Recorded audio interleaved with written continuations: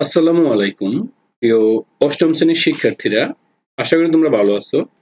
আজকের আলোচনার বিষয় হচ্ছে তোমাদের পঞ্চম অধ্যায়ের 102 পৃষ্ঠা এবং 3 পৃষ্ঠার সমাধানগুলো। দেখো জোড়ায় কাজ এখানে বলে দেওয়া আছে যে ত্রিভুজের ভূমির যে ত্রিভুজের ক্ষেত্রফল যেটা হাফ ইন্টু ভূমি ইন্টু উচ্চতা এই ক্ষেত্রফল। এখন তোমাদেরকে জোড়া কাজ করার জন্য প্রত্যেক দল 3 সেন্টিমিটার ভূমি বিশিষ্ট 5টি করে ভিন্ন ভিন্ন উচ্চতার ত্রিভুজ আঁকতে হবে। আঁকতে বলছে, আঁকতে হবে। এই প্রতিটি ত্রিভুজের উচ্চতার পরিমাপ করে পাশের চকটি পূরণ করো, অর্থাৎ এই উচ্চতা এখানে দিয়ে আর পাশের চক এই চকটি ফিল আপ করবো, সম্পূর্ণ ফিল আপ করবো। ফিল আপ করার পর এই উচ্চতার সাথে কোনো সম্পর্ক খুঁজে পাও কিনা এই তথ্যটা বলছে। আমরা এই চকটা ফিল আপ করবো।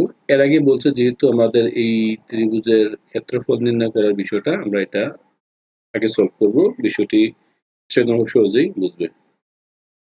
শিক্ষার্থীরা এখানে লক্ষ্য করো যে বলছে 3 সেন্টিমিটার ভূমি বিশিষ্ট 5টি করে ভিন্ন ভিন্ন উচ্চতার ত্রিভুজ আঁকো। দেখো এই 3 সেন্টিমিটার ভূমি যেহেতু থাকবে, এই 3 সেন্টিমিটার এখানে একটি ভূমি, এখানে একটি ভূমি, এখানে একটি ভূমি। লক্ষ্য করো এই সবগুলো ভূমি 3 সেন্টিমিটার, কিন্তু উচ্চতা ভিন্ন হতে হবে। আশা করি বুঝতেই পারছো। এই পাঁচটি চিত্র অঙ্কন করলাম। প্রথম চিত্রের ভূমি হচ্ছে উচ্চতা 3 সেন্টিমিটার, দ্বিতীয় চিত্র হচ্ছে 4 সেন্টিমিটার, তারপর এটা 5 সেন্টিমিটার, 6 সেন্টিমিটার, এই 7 সেন্টিমিটার। তোমরা স্কেল দিয়ে এটা অঙ্কন করে ফেলবে। এভাবে প্রত্যেকটি তোমরা অবশ্যই অঙ্কন করতে হবে। আশা করি এটা বুঝতে পারছো, এটা না বোঝার তেমন কিছুই নেই।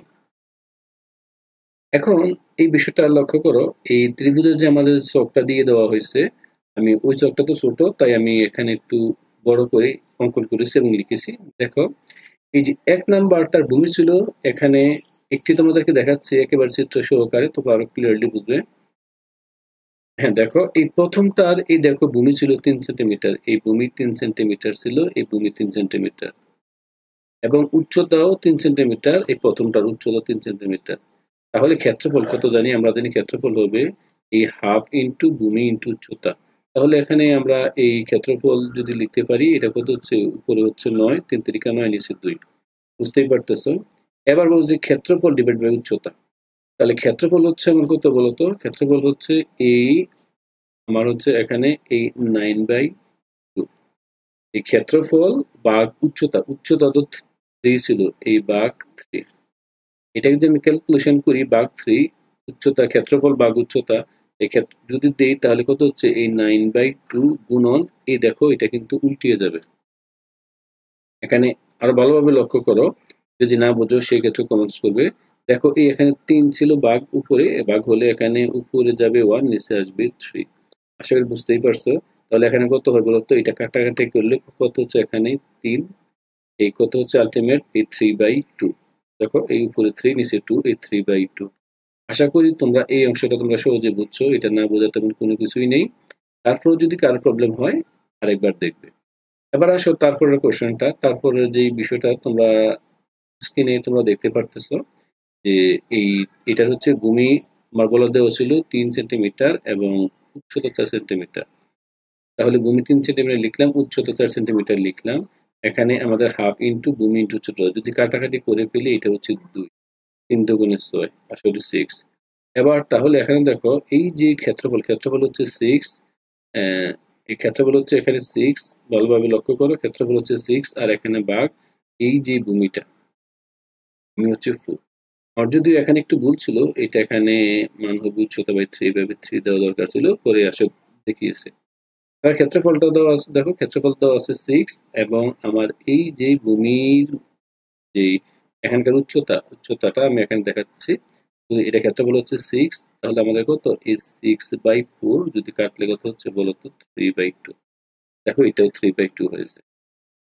অনুরূপভাবে দেখো এইটা 3 সেন্টিমিটার, আমাদের ক্ষেত্রফল হচ্ছে হাফ ইন্টু ভূমি ইন্টু উচ্চতা।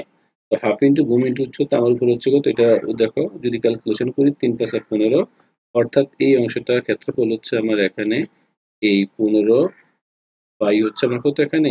এই 2। এখন এটার এই 15 ক্ষেত্রফল ভাগ এই উচ্চতা 5, যদি ক্যালকুলেশন করি এখানে দেখো এই ক্যালকুলেশন করলে এই 15 থাকবে, এই 15/2 এটা গুণন দিয়ে হয়ে যাবে উপরে গেলে 1/5।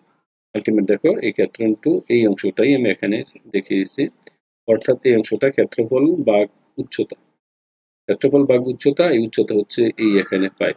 উচ্চতা ক্যালকুলেশন করলে এই 5 নিচে আসে, তাহলে উপরে যদি কাটাকাটি করি, কাটাকাটিতে মান যাচ্ছে না, এই 5 দিয়ে শুধু যাচ্ছে, এই 3 5 15, এখানে কত হচ্ছে 3/2। অর্থাৎ আমরা যদি এখানে কাটি 5 দিয়ে কাটাকাটি যায়, তাহলে কত হচ্ছে এই 3/2। আর সম্পূর্ণটা কাটাতে যায় না, জাস্ট আংশিক কাটাতে যায়, এটাকে লিখলাম। এবার আমরা দেখো তারপরে কোশ্চেনটা সেম, উচ্চতা হচ্ছে 6, এবার 6 দিয়ে আমরা চেক করি। দেখো এই উচ্চতা যদি আমি 6 দিয়ে চেক করি, এখন এই যে মানটা এখানে দিয়ে দেওয়া আছে, ত্রিভুজের এই ভূমি তো সেম 3 সেন্টিমিটার থাকবে, উচ্চতা 6।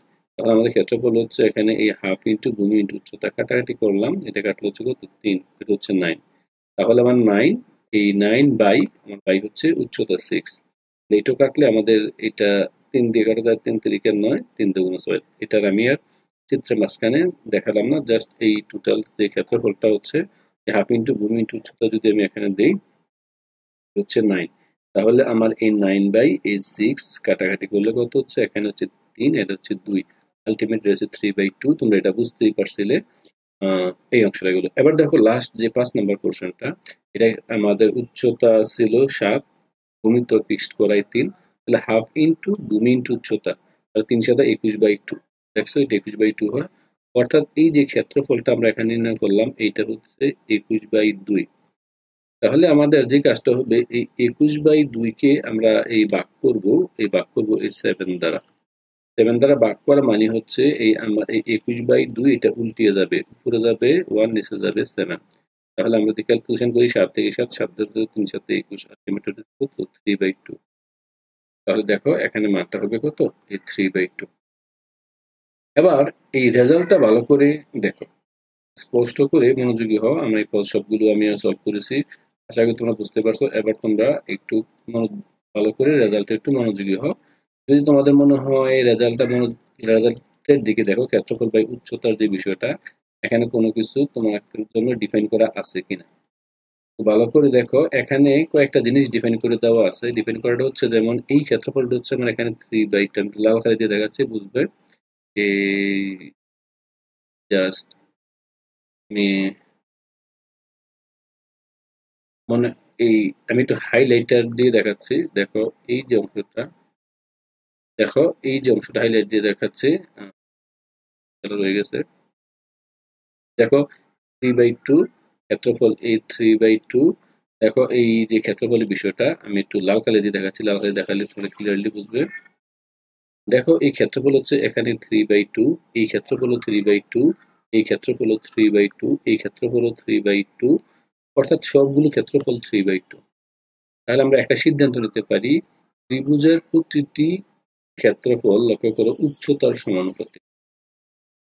অর্থাৎ আমার ত্রিভুজের, লক্ষ্য করো, ত্রিভুজের প্রতিটি ক্ষেত্রফল তার উচ্চতার সমানুপাতিক, অর্থাৎ উচ্চতা বাড়লে ক্ষেত্রফলও বাড়ে।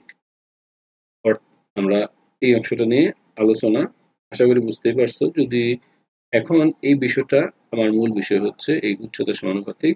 আমরা এই বিষয়টা আবার খেয়াল করবে যে ভূমি ঠিক রেখে আমি উচ্চতা যে যতই বাড়াই না কেন, মানগুলো আমার কি থাকবে, সেম থাকবে। অর্থাৎ এই ক্ষেত্রফল এবং উচ্চতা সমানুপাতিক যদি ভূমিকে ফিক্সড রাখি। তো এই ক্ষেত্রে আর কোনো প্রবলেম নেই, ত্রিভুজের প্রতিটির ক্ষেত্রফল উচ্চতা সমানুপাতিক, অর্থাৎ উচ্চতা বাড়লে ক্ষেত্রফল বাড়ে। এখন এই অংশভাবে আমরা এগুলো সলভ করব। এই সিদ্ধান্তটা কি নিলে, এই সিদ্ধান্তটা জাস্ট এখানে এই কমেন্টস বক্সে লিখে ফেলবে, আমাদের 103 পৃষ্ঠা দিয়ে দেওয়া আছে। আশা করি এটা নিয়ে কারো কোনো প্রবলেম নেই। তারপরেও যদি কারো কোনো প্রবলেম হয়, তাহলে এই ক্ষেত্রে তোমরা কমেন্টস করবে, আমরা চেষ্টা করব তোমাদেরকে খুব ক্লিয়ারলি বুঝিয়ে দেওয়ার জন্য। তো শিক্ষার্থীরা, আশা করি তোমরা ভিডিওটি বুঝেছো। সবাইকে অসংখ্য ধন্যবাদ। আল্লাহ হাফেজ।